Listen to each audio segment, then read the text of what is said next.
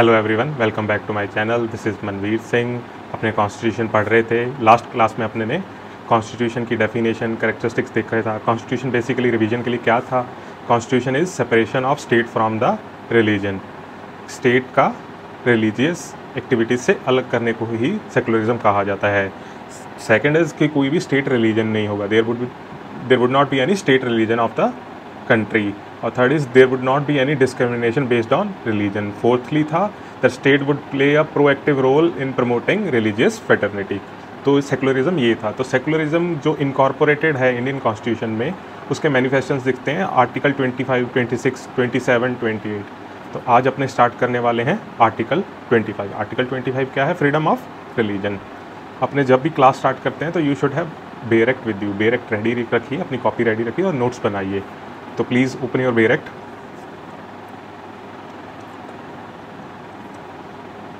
Article 25,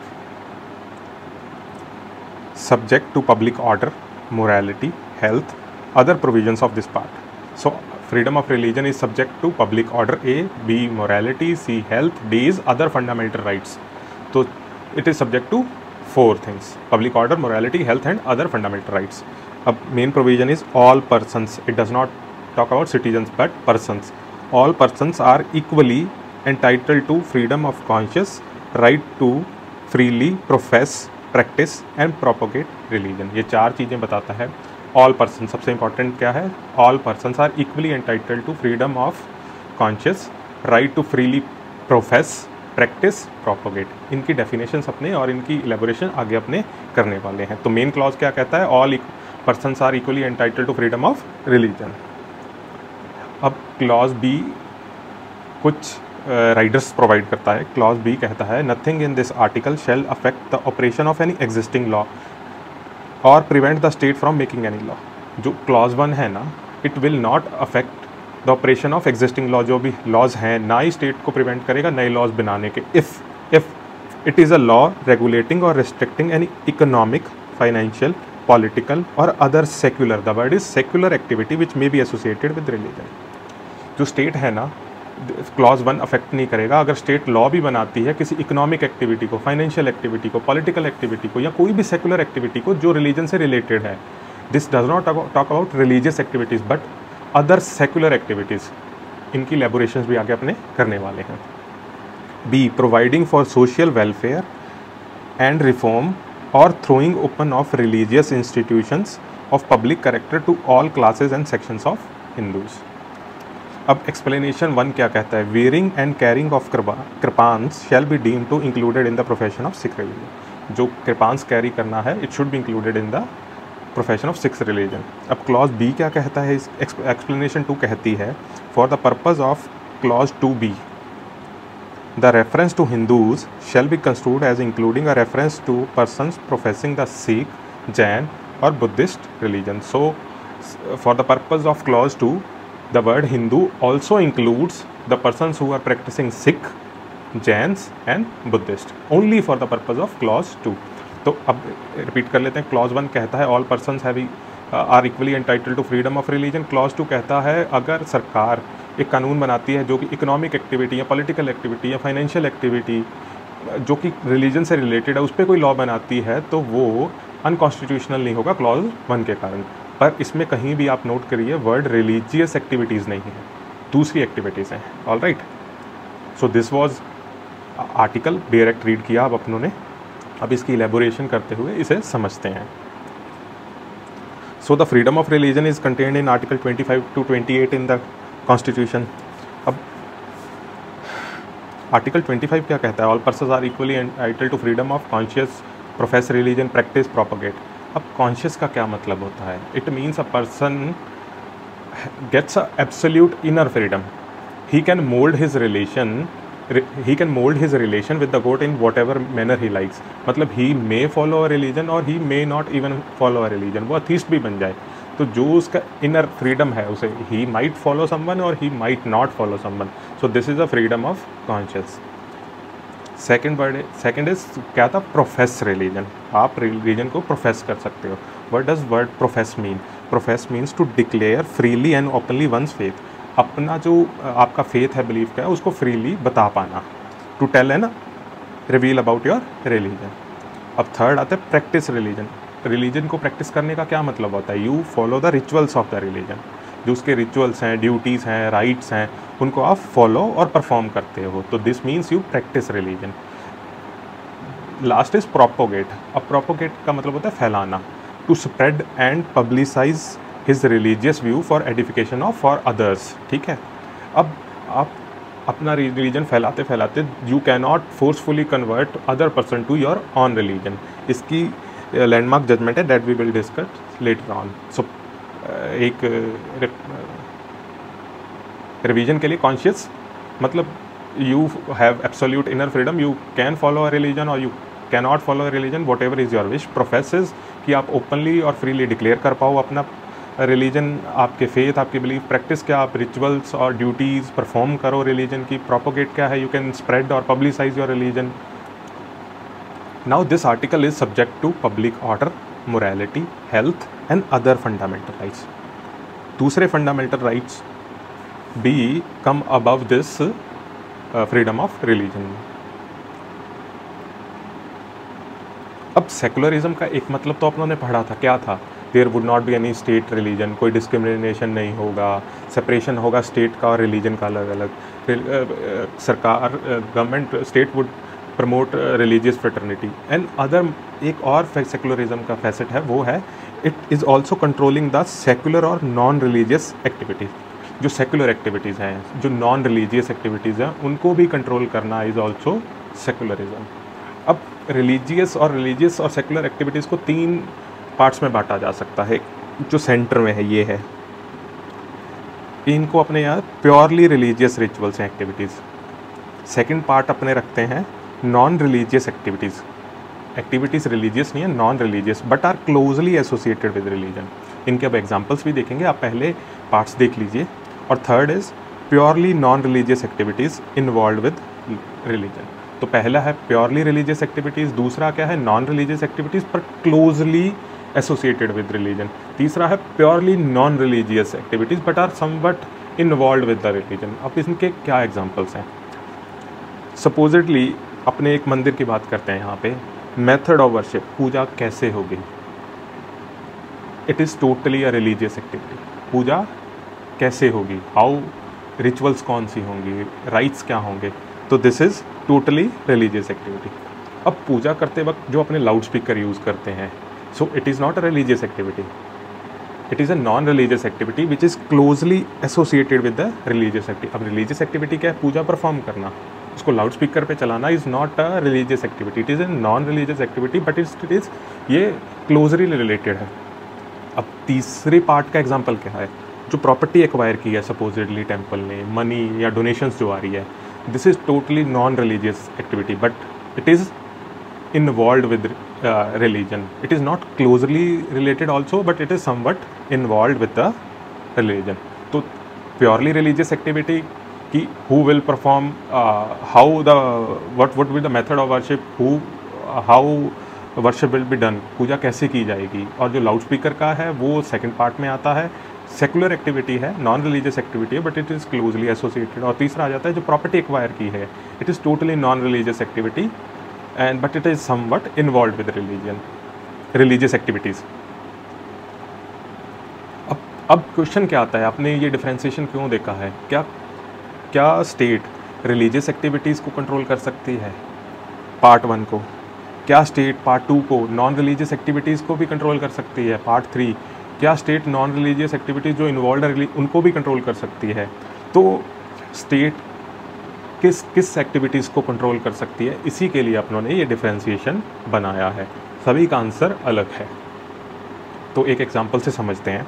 supposedly आपने अपने city में एक टेंपल बनवाया। अब how puja will be performed, method of worship, ये एक रिलीजियस एक्टिविटी होगी। पर आपने टेंपल तो बना दिया, उस टेंपल में लोग भी आने लगे, पर उसी वजह से एक जैम रहने लग गया, ट्रैफिक जैम रहने लग गया। तो क्या वो एक रिलीजियस एक्टिविटी है जैम? नहीं, वो नॉन रिलीजियस एक्टिविटी है। तो क्या स्टेट कंट्रोल कर सकती है? बैरिगेड्स लगा सकती है, कुछ भी वहाँ पे कुछ ट्रैफिक को कंट्रोल करने के लिए स्टेप्स ले सकती है? The answer is yes.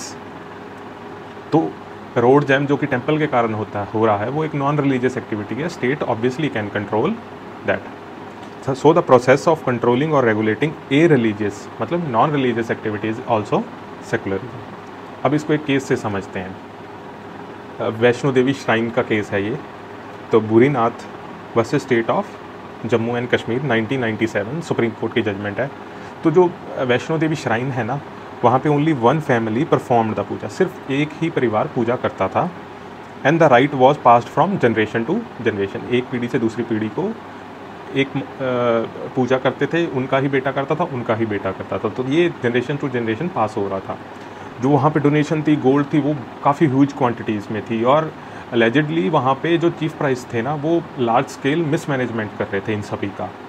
तो इसको ध्यान में रखते हुए जम्मू वहाँ पे एक लॉ लाया गया। वो लॉ का नाम था जम्मू कश्मीर माता Vaishno Devi shrine act.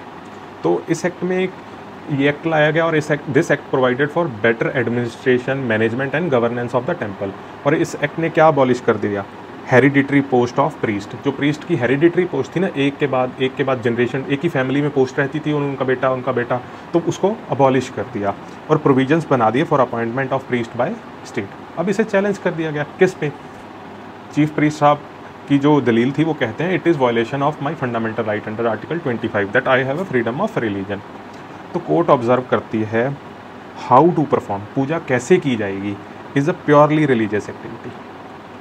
Who will perform, पूजा कौन करेगा, या services of a priest, chief priest की जो सर्विसेज हैं या कौन पूजा करेगा, is a secular activity associated with religion, so this can be controlled by the state. Court difference करती है कि पूजा कैसे की जाएगी एक रिलीजियस एक्टिविटी है, पूजा कौन करेगा एक सेकुलर एक्टिविटी, और स्टेट इसे कंट्रोल कर सकती है। ये नॉन रिलीजियस एक्टिविटीज़ हैं, हालांकि रिलीजन से रिलेटेड हैं, but these are non religious and state can obviously control these. दूसरी जजमेंट है in the church of God versus KKRM welfare association 2002। तो आपने अक्सर देखा होगा टेम्पल्स, गुरुद्वारा, मॉस्क, यहाँ पे लाउड स्पीकर लगा दिए जाते हैं जिनसे विसिनिटी में काफ़ी लोगों को प्रॉब्लम आती है। तो इस केस में भी यही था। So loud speaker was played on very high pitch in churches, neighbours were disturbed with the sound. तो उन्होंने इसके लिए केस कर दिया। तो court held that no person can be allowed to create noise pollution और डिस्टर्ब पीस ऑफ अदर्स। तो court कहती है अभी आपको नॉइस पॉल्यूशन और डिस्टर्बिंग पीस अलाउ नहीं किया जा सकता। अब custom of religious prayers through the use of loud speaker is not a essential element of any religion. Court कहती है कि जो लाउड स्पीकर्स पे प्रेयर्स चलाना is not an essential element of any religion. ये किसी धर्म का इसेंशियल एलिमेंट नहीं है कि आप स्पीकर्स पे ही प्रेयर चलाओगे।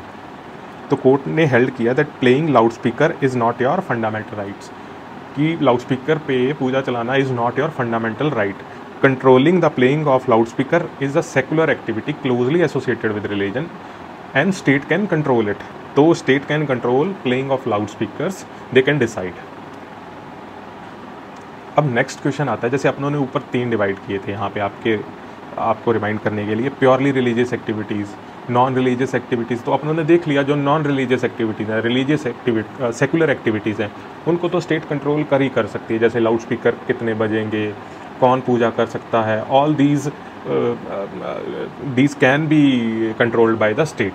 अब कई केसेस में ऐसा होता है प्योरली रिलीजियस एक्टिविटीज़, उनको भी स्टेट कंट्रोल कर सकती है। अब प्योरली रिलीजियस एक्टिविटीज़ भी controlled? The answer is yes, state interfere कर सकती है। अब कई बार ऐसा होता है, आपने कुंभ मेले में देखा होगा, देर आर नगन अवस्था में साधु लोग होते हैं, तो state can obviously interfere public order को मेंटेन करने के लिए। तो कुछ एग्जांपल्स हैं, जैसे high number of Jaini people going for a samadhi, काफ़ी ह्यूज नंबर में लोग समाधि के लिए जा रहे हैं, तांडव डांस, बलि देना जैसे, है ना, तांत्रिक विद्या, दैट न्यूड सेंट्स जो मैं कुंभ मेले की बात चल रही थी, या particular sect they have a custom कि वो कपड़े नहीं पहनेंगे। तो in these cases obviously state can regulate public order को देख, मोरालिटी या हेल्थ, कोई भी ग्राउंड को देखते हुए state can sometimes regulate the religious activities as well. पर ये एक्सेप्शंस हैं और रेयरली किया जाता है। स्टेट रिलीजियस एक्टिविटीज़ में ज़्यादातर इंटरफेयर नहीं करता, पर जहाँ पे रिक्वायर्ड हो जाता है पब्लिक हेल्थ के लिए, पब्लिक ऑर्डर के लिए, मोरालिटी के लिए, तो वहाँ पे स्टेट ऑब्वियसली कैन इंटरफेयर। अब अपनों ने स्टार्टिंग में देखा था आर्टिकल 25 है जो every person is equally entitled to freedom of religion, उसके 4 एक्सेप्शंस हैं। फर्स्ट है पब्लिक ऑर्डर, फिर morality, health and fundamental rights. अब जो the subject clause in article 25 clearly depicts that the fundamental right to religion can be restricted by the state. इसका क्या मतलब है, जो आपकी रिलीजियस प्रैक्टिसेस है ना वो भी स्टेट रेगुलेट कर सकता है। जो ग्राउंड्स 4 ग्राउंड्स प्रोवाइडेड हैं आर्टिकल 25 में, जो आपकी रिलीजियस प्रैक्टिसेस है ना वो भी स्टेट रेगुलेट कर सकता है। अब in the name of religion no act can be done against public order. अब सेक्शन 34 है supposedly of the police act, वो it prohibits the slaughter of cattle और indecent exposure of one's in public place. अब section 34 prohibits slaughter of cattle and indecent exposure of one's person in public place. अब these act cannot be justified on a plea of practice of a religion. अगर आप ये acts करोगे तो these cannot be justified that it is allowed in religion. अब supposedly आप धर्म के नाम के मतलब likewise in the name of religion आप untouchability, trafficking of human beings जैसे devadasi system in south is prevalent, these cannot be tolerated. धर्म के नाम पे आप पब्लिक ऑर्डर, मोरालिटी, हेल्थ इन सभी को सरपास नहीं कर सकते। अब सबसे इंपॉर्टेंट डिस्कशन आती है यहाँ प्रोपोगेट रिलीजन। अब प्रोपोगेट रिलीजन क्या होता है, आप अपने रिलीजन को फैला सकते हो, मतलब you can spread, disseminate, publicise about your religion और उनके क्या बेनिफिट्स हैं वो आप बता सकते हो। अब जो स्प्रेडिंग रिलीजन है उसका एक तरीका होता है by converting other persons to your religion. क्या ये किया जा सकता है? लॉफुली ये किया जा सकता है, पर फोर्सफुल मीन्स से, कोई अल्योरमेंट से, व्हाट टू से, फ्रॉड से आप नहीं कर सकते। So propagation can be done by conversion but it would be only done by lawful means. तो कन्वर्जन आप कर सकते हो but only with your lawful means. It does not give right to anyone to forcefully convert any person to one's own religion. आपके पास ये right नहीं है कि आप फोर्सफुली दूसरे को अपने रिलीजन में कन्वर्ट कर लो। आप अगर आप फ्रॉड से, अल्योरमेंट से, अपीजमेंट से ये कर रहे हो तो स्टेट ऑब्वियसली स्टेप इन करेगा, आपको रेस्ट्रिक्ट करेगा। आपका जो फंडामेंटल राइट है प्रोपोगेशन का उस पर उसको रेस्ट्रिक्ट किया जाएगा। अब एक एग्जांपल है conversion by a whole village, सारे विलेज ने ही कन्वर्जन कर लिया तो this can be obviously counter checked by your district collector और डिस्ट्रिक्ट मजिस्ट्रेट, कोर्ट भी कर सकता है। तो इसके काफ़ी लैंडमार्क जजमेंट है, तो प्लीज़ ये नोट करिए। Rev Stanislaus versus state of MP 1977। तो यहाँ पे क्या हुआ था, जो स्टेट ऑफ मध्य प्रदेश थे और उड़ीसा थे ना, उन्होंने एक लेजिस्लेशन बनाया for prohibiting forceful conversion of any person. तो उन्होंने एक लॉ बना दिया भी आप फोर्सफुल कन्वर्जन नहीं कर सकते। अब ये जो एपेलेंट थे इस केस में, उन्होंने इस लॉ के अंडर एक ऑफेंस कमिट कर दिया और उन्होंने कह दिया भी जो मेरा राइट ऑफ प्रोपोगेशन है ना, तो it includes right to convert किसी और पर्सन को अपने रिलीजन में कन्वर्ट करना, it is my fundamental right. तो कोर्ट ने हेल्ड किया, it was held that it is essential to maintain a balance between freedom of religion of one individual and freedom of religion of other individual and group. तो balance बनाना पड़ेगा। आपके पास freedom of religion है तो दूसरे person के पास भी freedom of religion है, दूसरे ग्रुप के पास, आपके ग्रुप के पास फ्रीडम ऑफ रिलीजन है तो दूसरे के पास भी है। तो इसमें एक बैलेंस बनाना पड़ेगा। कोई भी ग्रुप और person cannot by force or fraud or by any kind of appeasement convert people of another group to their religion। कोई भी ग्रुप या इंसान फोर्स से, फ्रॉड से, अल्योरमेंट से, अपीजमेंट से कन्वर्ट नहीं कर सकता। तो इस केस में हेल्ड किया गया था कि जो ये लेजिस्लेशन है जो प्रोहिबिट करती है forceful conversion, it is in interest of public order and it is perfectly valid. Now let's come to Section 26. Section 26 talks about freedom to manage religious affairs, subject to public order, morality and health. What is missing? Please आप बताइए। अब Section 25 में तो 4 sections थे, public order, morality, health और 4 था other fundamental rights। तो it is not provided in Article 26। ये PT में काफ़ी पूछ लिया जाता है। Subject to public order, health, morality, every पेरेक्ट से देख लेते हैं। Subject to public order, morality, health, every religious denomination or any section, every religious denomination और section। जो 25 section है it talks about individual freedom of religion और जो 26 है ना it talks about institutional freedom of religion। So every religious denomination or section shall have a right किस चीज़ का right होगा उसके पास? To establish and maintain institution for religious and charitable purposes. वो एस्टेब्लिश और मेंटेन कर सकता है रिलीजियस और चैरिटेबल पर्पजेज के लिए institutions. To manage its own affairs in the matter of religion, to own and acquire movable and immovable property and to administer such property.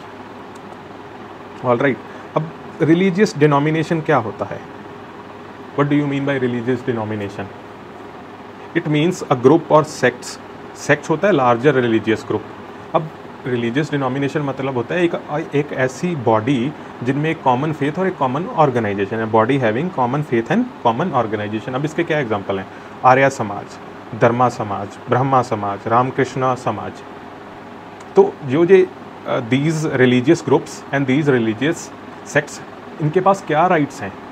इनके पास rights हैं, ये एस्टेब्लिश और मेंटेन कर सकते हैं रिलीजियस और चैरिटेबल पर्पसेस के लिए कोई भी इंस्टीट्यूशन ये एस्टेब्लिश कर सकते हैं। पर यहाँ पे एक चीज़ नोट कीजिए, जो प्रॉफिट मोटो अलाउड नहीं होता आर्टिकल 26 में। जैसे डीएवी स्कूल्स हैं, तो ये DAV schools are established under article 26।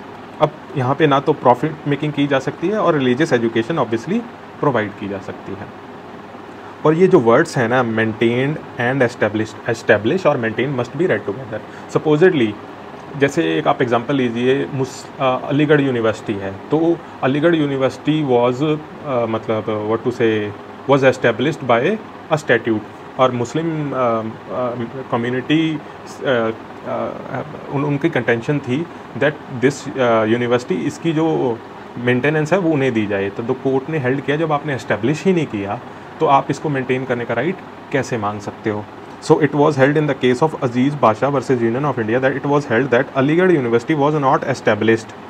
अब मुस्लिम मिनॉरिटी ने जब उसे एस्टेब्लिश ही नहीं किया, so there it could not claim the right to maintain it. तो वो उसे मेंटेन करने का भी राइट, अगर आपने एस्टेब्लिश किया है फिर ही आप उस इंस्टीट्यूट को मेंटेन करने का राइट मांग सकते हो।